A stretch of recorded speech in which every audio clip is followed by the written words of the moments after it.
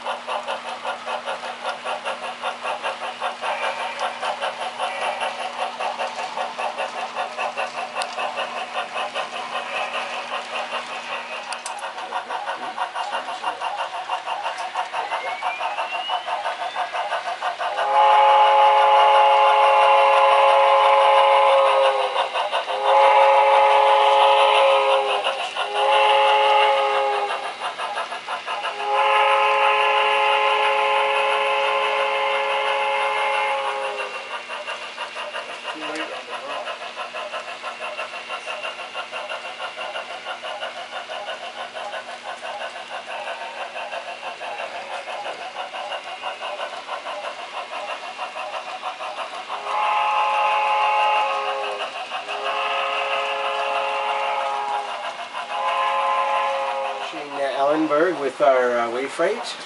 Yes, and we have a couple of moves to make here. We have to set out a pair of reefers at Burns Packers, which is at the far end. We also have to pick up a car of hides, and we have a few minutes to do our work in before we have to worry about any trains arriving. As you recall, as we've learned from the timetable. And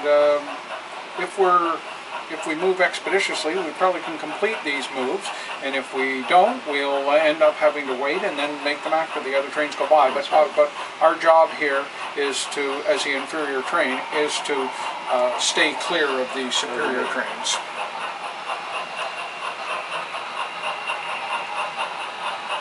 I'm just going to pull up to clear the switch.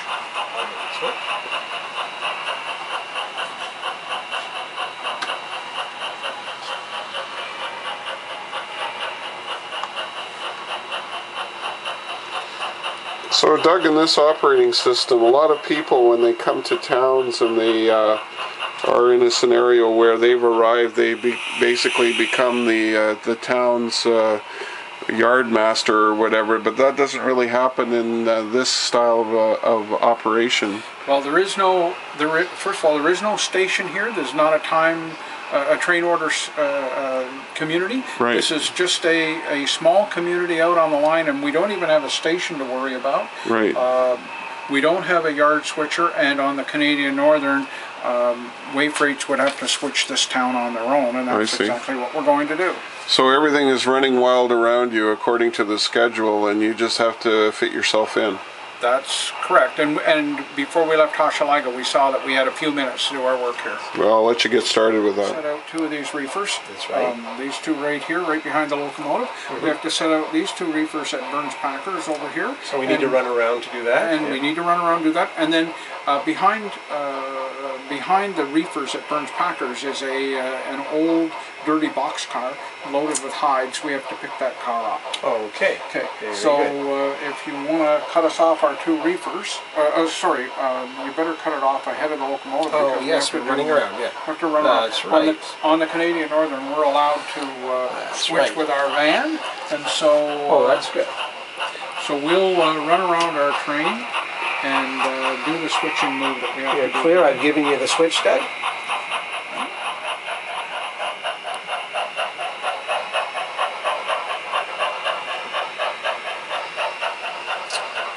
And there's the old Canadian Northern boxcar we have to pick up. Not yet. Half a locomotive length. And you're clear of the switch. Okay to go back.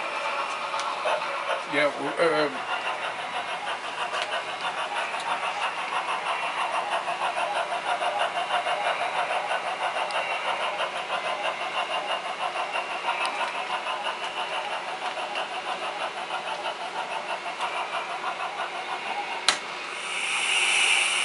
You're clear to go ahead, huh?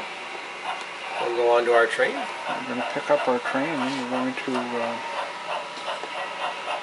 back up to make our switching move here. 6 car lengths.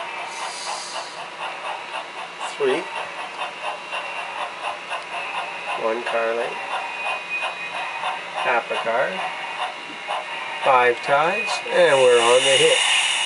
Keep the head back.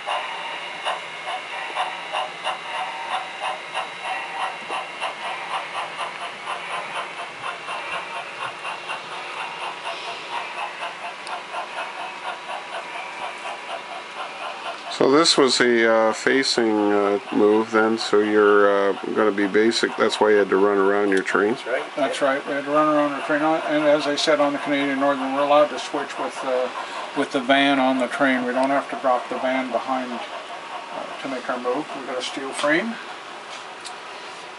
And you're clear to stop, Doug. And I've given us the switch into the siding there. Okay, what I'm going to do down here, Micah, I'm going to push the reefers together. We don't pick up reefers, we only set out to. And I'll push the reefers together and pick up that box car at the end. The box car at the end. I'll put the box car on the end on the siding here with the stock cars. Then we'll shunt our reefers back. And we'll put the reefers all back. With the Canadian Northern 208 623, and then we'll have to make a cut. Right there. Pull the whole string out, Doug. Okay, we'll pull her back and spot that right in here. Yep.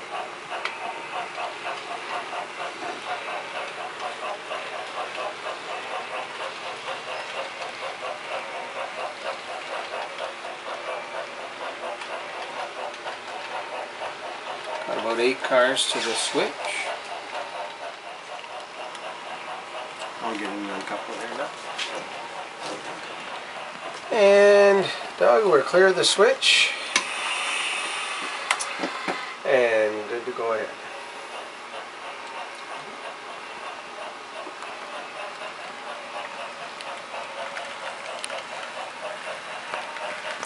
Anywhere there is good, Doug.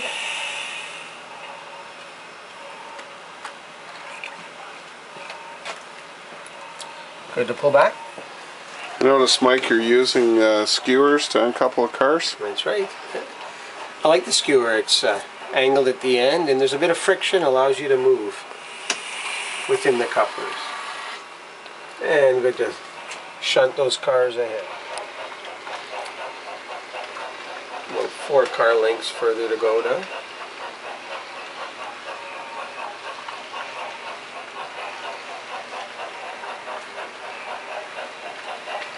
Two more car lengths. 1. Anyway, there's good. And good to stop there, Doug.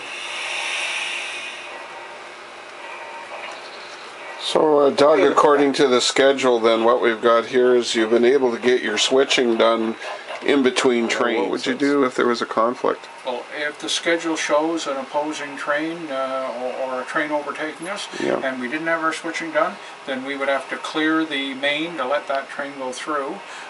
In this case, we were able to complete our switching before, and what I'm going to do is pick up this box car of hides, and then what I'd like to do before I exit from the safety of the industrial lead, I'd like to take a look at the timetable and see just what is happening around me before we go any further. So this is something that every operator should have sort of built into their mindset then, is to basically do that. Yes, at every station along the way, when he gets to the end of his moves and he has the decision of whether to go or to stay, he should be checking the timetable. And even trains that are on the schedule should check the timetable. If there's a superior train that is due to come through, then you have to wait for them. Right. And if you're a train on the timetable and you're late, for example, say you're a third-class train and you're on the timetable and you're a few minutes late in completing your switching moves, and so theoretically you look at the timetable and say, hey, I'm late, I should go and make my time up. If there's a higher class of train, a superior train that you would expect to come along, at that time, you have to wait for it. The inferior train, even though he may be behind in the timetable, has to always wait. And the corollary to that is that if you're the superior train and you're at a station and your time on the timetable says that you can depart, even though you had a meet with an inferior train at that station, if the inferior train hasn't shown up at the time of your departure, you're authorized to go. The inferior train has to stay out of your way, and if he couldn't make it in time, he had to wait where he was for the superior train to come by. Right. Okay. And so, you know, if everything's messed up in the sense that you weren't able to complete your switching, then I guess basically you would have to check your schedule regularly to make sure that you're not making a move onto the main line until those trains get by. That's right, because a train isn't, an inferior train is not authorized to go back onto the main line if there's superior trains that are coming. Is check the timetable. We've completed our switching moves. We're going to look at what's going on around us, and I almost always start by looking at trains that are following me. And if I look at the schedule, I note that train 431 is due in Ellenburgh. It's due to depart Hochelaga at 7:50, and therefore it will pass through Ellenburgh at around 7:55, which is what the schedule shows. And opposing us, we will definitely have to wait for this train, because we know that it's about 7:50 right now, so we will have to wait for this train. And if we look on the other side, the eastbound trains, we'll see that train 402 is due to depart the station to the west of us, which is Grenville, at 7:55, and that train will come here.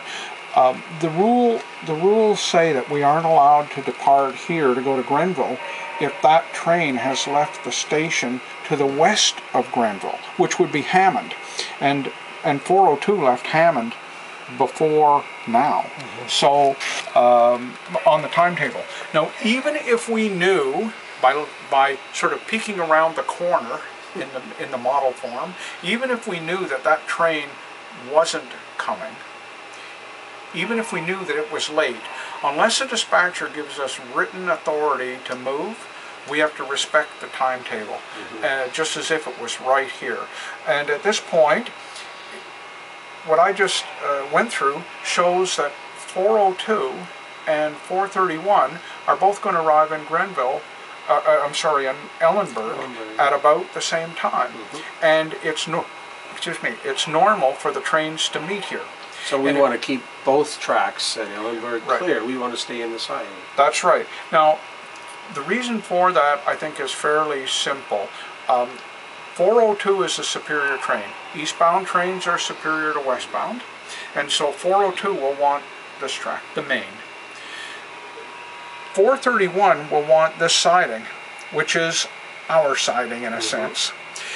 And no rule specifically compels us to get off our siding for 431, but common sense tells us that a way freight shouldn't get in the way of this meet between two of the scheduled trains.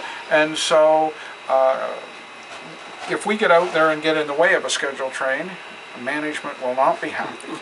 And for that reason, we should just sit and wait in the siding for these two trains to come by. And that's exactly what we'll do. So Chris, I'm train 402. I'm eastbound. I left Allendale earlier in the day, and my destination is the big yard at Hochelaga. And I'll be passing the stations at Grenville and Ellensburg.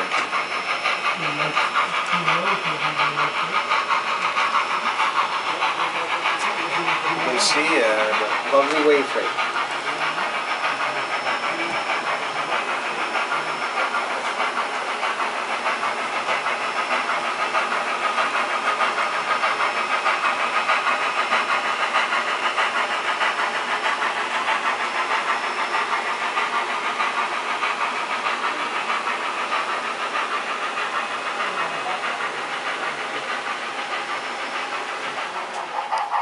So Carl, what train are we operating here? This is 431. Yeah. A regularly scheduled train. Yeah. Now, you've been operating on this layout for a while, I guess, eh? Yes, many years. You have a layout of your own at home? I do have one at home, yes.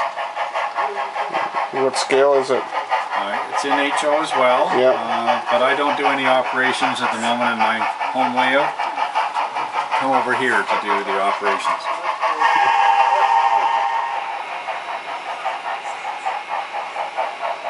So what's happening now, Doug? You are sitting in the siding there, I guess, or actually in one of the switching sidings. Right.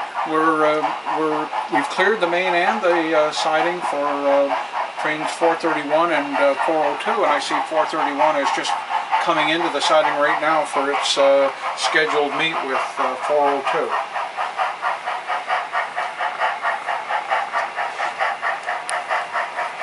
Gotta love it when an ops plan comes together, eh? It's always good. So it must take quite a lot of work just to put these together for a large layout. You mean the timetable? Yeah. Yes, it takes a fair bit of effort to get the timetables together. And like I said a while back, it's part science and part art to get a timetable that actually does everything that you want it to do and moves the trains over the road in a reasonable fashion.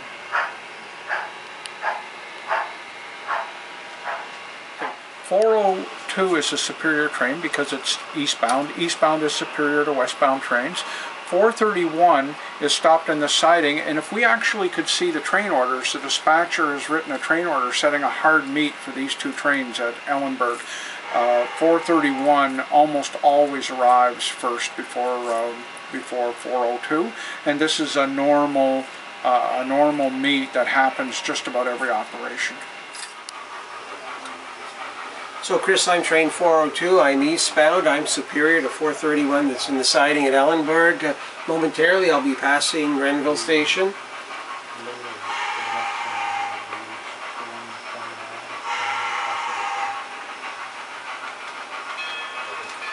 And I've got my high green at Grenville, so I'm just passing through. So now you're entering into Ellensburg where the meet is planned for. Yeah, I'll be at Ellenburgh, and I'll see the eastbound there when I get there, and I'll just highball through. From my cab, I see that 431 is in the siding at Ellenburgh, and I'm taking the main and heading east all the way to Hochelaga.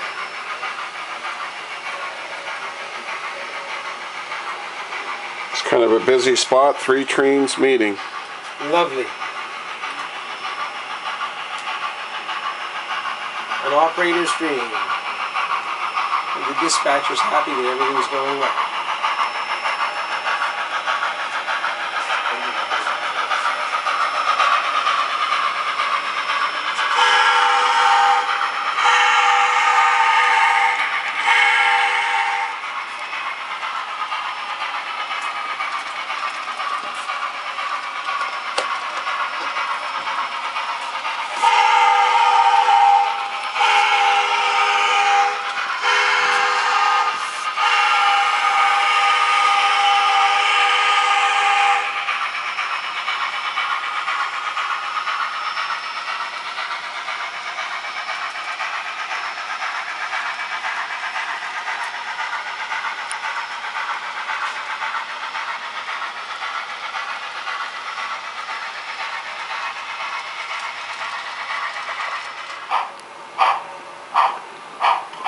So now that the main's clear, Now the lane's clear, 6129 or 431 is now headed west.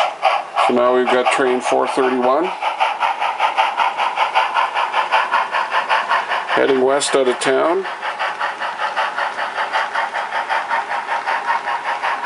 And that completes the meet of the scheduled freight trains.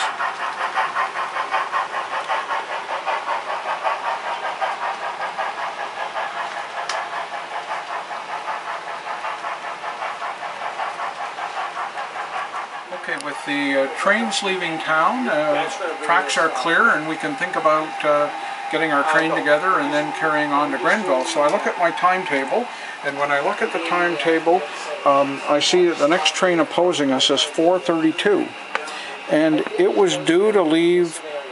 It's due to leave Grenville at 8:10. Grenville's the next station to our west at 8:10, and it is now about 8:05, and so we have 5 minutes to do anything we're going to do, and then we have to clear up for it. We definitely can't go on to Grenville at this point. We have to wait for this train. We have to wait for 4:32. So what we'll do is we'll reassemble our train, and we'll sit on the passing siding here at Ellenburgh, and when that train goes by, then it looks like it's clear for us to carry on to Grenville.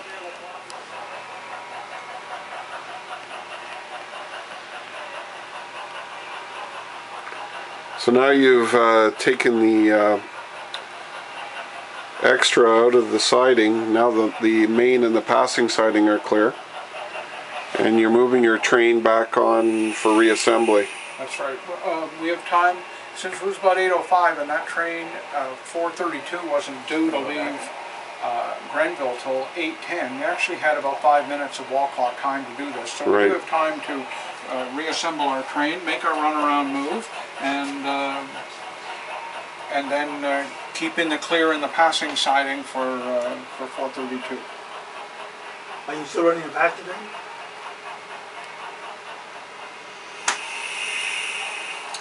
Clear to run around, Doug, and I'll check the switch at the other end.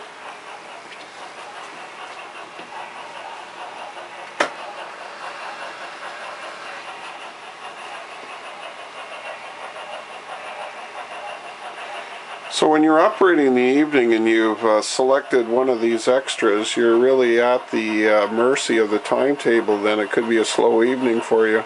It can, and if in fact we hadn't made it out right at 7:30 from Hochelaga in that window that was open, we wouldn't have got our work done here in time, and we would probably have a very long evening. Our scenario is just that for the guy that's running the extra, he has a lot of time to experience the Canadian water towers.